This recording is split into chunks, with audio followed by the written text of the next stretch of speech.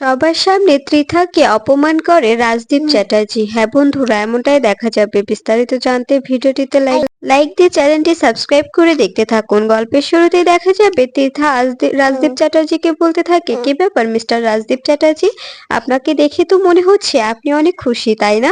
তখন রাজদীপ চ্যাটার্জি বলতে থাকে, ত্রিথা তুমি কিন্তু বাড়াবাড়ি করছো, এবার কিন্তু বেশি বেশি হয়ে যাচ্ছে। এই কথাটা মাথায় রেখো। তখন ত্রিথা বলতে থাকে, বাড়াবাড়ির কি দেখেছো তুমি? তুমি কিরকম বাবা, যে বাবা কিনা নিজের সন্তানের সংসার নিজের হাতে নষ্ট করে দেয়? তোমার মতো বাবাকে আমি এবার প্রথম দেখলাম, এর আগে কখনো এরকম বাবা আমি দেখিনি। তখন তখন রাজদীপ চ্যাটার্জি বলতে থাকে, ত্রিথা তুমি তুমি এবার চুপ করো, তোমাকে আমি বারবার বলছি এসব কথা নিয়ে তুমি মাথা ঘামিও না। আর আমি আমি বিদ্যাকে কেন আমার ছেলের জীবন থেকে সরাচ্ছি তুমি বুঝতে পারছো না? কারণ মেয়েটা মোটেও ভালো নয়। ও সবসময় নিজের নিজের স্টুডেন্টদের নিয়ে ব্যস্ত থাকে। ও সংসারে কখনোই মন দিতে পারবে না।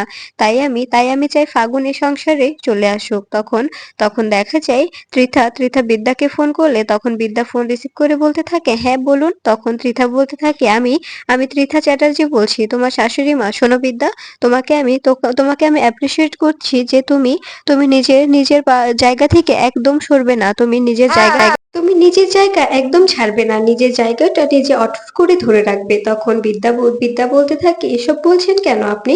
তখন ত্রিথা বলতে থাকে, এবারে কেউ তোমার পাশে থাকুক বা না থাকুক, আমি তোমার পাশে অবশ্যই থাকবো। আমি অবশ্যই তোমাকে সাপোর্ট করব। আর এ বাড়িতে যে ভদ্রলোকটি দাঁড়িয়ে আছে রাজদীপ চ্যাটার্জি, উনি প্রতিনিয়ত যাবে তোমাকে বিপদে ফেলার জন্য। আর তুমি কোনোভাবে ওনার ফাঁদে পা দেবে না। সবসময় নিজেরটা নিজে বুঝে নেবে, সবকিছু নিজের দায়িত্বে নিজে সবটা ঠিক করে নেবে। তখন দেখা যায় এ কথা শুনে বিদ্যা বলতে থাকে, আমি তো সবসময় নিজেরটা নিজে অবশ্যই ঠিকঠাক ভাবে করে নেব, কিন্তু এই রাজদীপ চ্যাটার্জিকে আমি কিছুতেই একাডেমি তৈরি করতে দেব না। ঠিক তখনই রাজদীপ চিথার হাত থেকে ফোনটা কেড়ে নিয়ে বলতে থাকে, শোনো বিদ্যা, আমি তোমাকে বলে দিচ্ছি, তুমি যতই চেষ্টা করো না কেন, কোনোভাবে এই সবকিছু নিজের হাতে গড়ে তুলতে পারবে না। আর আমাদের একাডেমিটা বানানো আটকাতেও পারবে না। তখন দেখা যায় এই কথা শুনে দেখা যায় ত্রিথা রাজদীপের হাত থেকে ফোনটা কেড়ে নিলে তখন রাজদীপ ত্রিথাকে বলতে থাকে, একদম বাড়াবাড়ি করবে না। তোমার মূল্য এ বাড়িতে কোথাও নেই। তুমি আমার টাকা দিয়ে শপিং করছো, আমার টাকায় খাচ্ছো, পড়ছো, সবটা করছো, এতে আমার কোনো আপত্তি নেই, কিন্তু আমার সকল কাজে তুমি নাক গলাবে না। এই কথাটা আমি তোমাকে বলে দিচ্ছি। সবসময় নিজে সেফ থাকার চেষ্টা করবে, আর আমাকে কোনো সময় জ্ঞান দিতে আসবে না। এই কথাটা যেন মাথায় থাকে। এই কথাগুলো শুনে অবাক হয়ে যায় সবাই। তখন দেখা যায় বিদ্যা সবটা ফোনে শুনতে থাকে। এদিকে ত্রিথা বলতে থাকে, তুমি কি বললে? আমার কোনো মূল্য নেই তোমার কাছে আমার কোনো মূল্য নেই?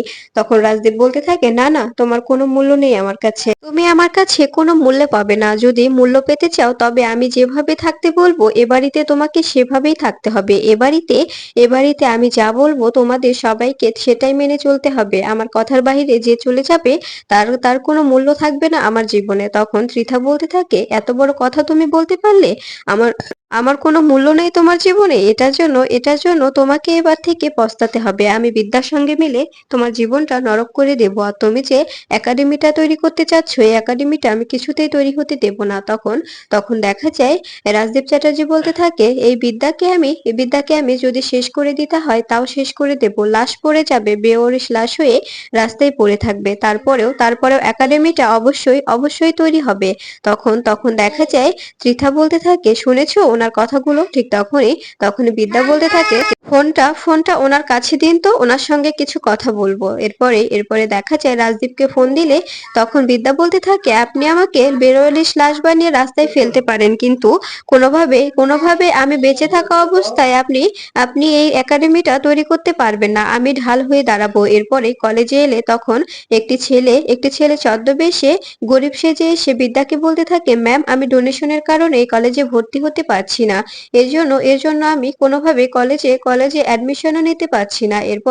এরপরে দেখা যায় বিদ্যা প্রিন্সিপাল রুমে গেলে তখন প্রিন্সিপাল স্যার বিদ্যাকে অ্যাপয়েন্টমেন্ট লেটার ধরিয়ে দিয়ে বলতে থাকে, কাল থেকে আপনাকে আর আসতে হবে না, কারণ এখানে অনেক বড় একটা একাডেমি তৈরি হবে, আর সেখানে আপনার কোনো প্রয়োজন নেই। আপনি যদি না আসেন তবে ব্যাপারটা ভালো হয়। তখন বিদ্যা বলতে থাকে, ও তাই, আমাকে আর প্রয়োজন নেই?